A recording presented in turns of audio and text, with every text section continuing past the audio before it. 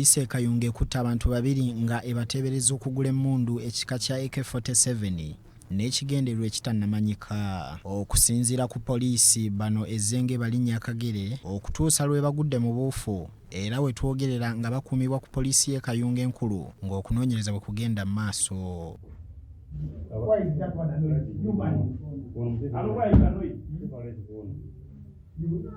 Embeera eno ereeseewo obunkenke bungi mu bantu ba bulijjo era kati bali mu kutya. Omuduumizi wa poliisi mu disitulikiti y'e Kayunga Sekahwa Rozeeti atunnyonnyodde engeri gye bakuttemu abasajja bano era agamba nti bakozesezza bambega abakugu ennyo okutuuka lwe babakutte. Kati ono bwe yatutukirira ng'azaavuganya nabo bagule emmundu kosi yali talina emmundu.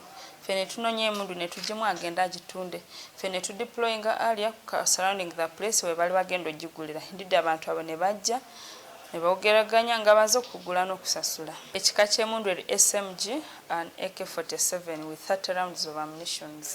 Ayongeddeko ng'agamba nti bano babakwatidde mu ttawuni y'e Busaana mu loogi era emmundu eno babadde bagenda kugigula obukadde 3,300 era nga kigambibwa nti bano bavudde mu bitundu by'omu Busoga. Babadde bakanyiza bagigule $3,300,000. Abadde ava Bugiri, disitulikiti y'e Bugiri, so yavuze buterefu kujja Kayunga papasiri okugula emmundu.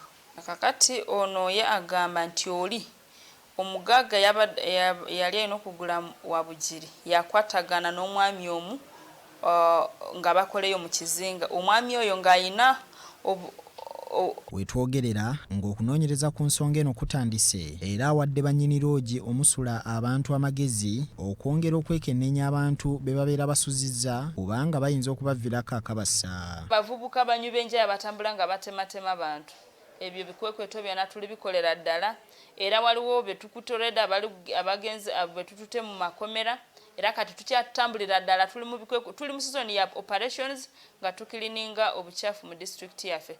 Tuli ku operation gye bayita operation usalama usafi mu various sub counties za district eno. Hassan Kasagga, Rogers Sekabira, BBS Terefayina, Gambuuze.